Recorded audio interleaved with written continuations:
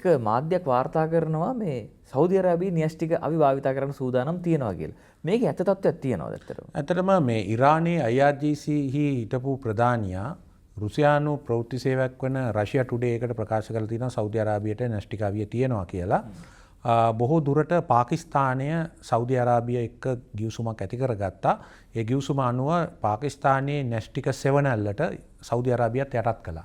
ඒ අනුව සමහර විට පාකිස්තානයේ අවි සෞදි අරාබිය ස්ථානගත කරලා තියෙන්න පුළුවන්. ඒ වගේම මේ තත්ත්වය එක්සත් ජනපදයත් ඉරානයත් දෙගොල්ලොම දන්නවා කියලා ප්‍රකාශ කරලා තියෙනවා. මොකද එක්සත් ජනපදයේ න්‍යෂ්ටික අවි රඳවලා තියෙනවා ජර්මනියේ ඒ වගේම තුර්කියේ ප්‍රංශයේ තවත් රටවල. ඒ වගේම රුසියාවේ න්‍යෂ්ටික අවි රඳවලා තියෙනවා බෙලෝරුසියාව වැනි රටවල් වල.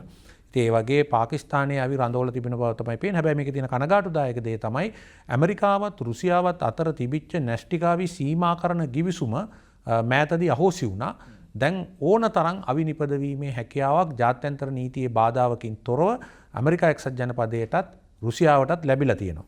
ඇමරිකා එක්සත් ජනපදය කියනවා දැන් චීනයේත් අවිතොග විශාල වශයෙන් රැස් කරන නිසා අනාගතයේ චීනයත් මේ දැලට එනවනම් විතරයි ඒගොල්ලෝ මේ අවි පාලනය නතර කරන්න කියලා. කොහොම වුණත් න්‍යෂ්ටික අවි තරඟයකට ලෝකේ ගමන් කළා තියෙනවා කියන එක දැන් ඉතා පැහැදිලි. මැද පෙරදිග මීට කලින් න්‍යෂ්ටික අවියක් තිබුණේ ඩිමෝනා හි පිහිටවල තිබිච්ච ඊශ්‍රායල් න්‍යෂ්ටික බලාගාරවල පමණයි. දැන් න්‍යෂ්ටික අවියක් සෞදියට ලැබිලා තියෙනවා. ඉරානයේ අවියක් ගැනීමේ සූදානමක ඉන්න බව පවසමින් ඔවුන්ට පහර දීමට ඇමරිකාවෙහි ගිහින් තියෙනවා. තෙල් මිල නැවත වැඩිවීමේ අභියෝගයකුත් මතුවලා තියෙනවා. කොහොම වුණත් මේක අලුත් තත්ත්වයක් සෞදි අරාබිය පිළිබඳ මේ හෙළිදරව්ව.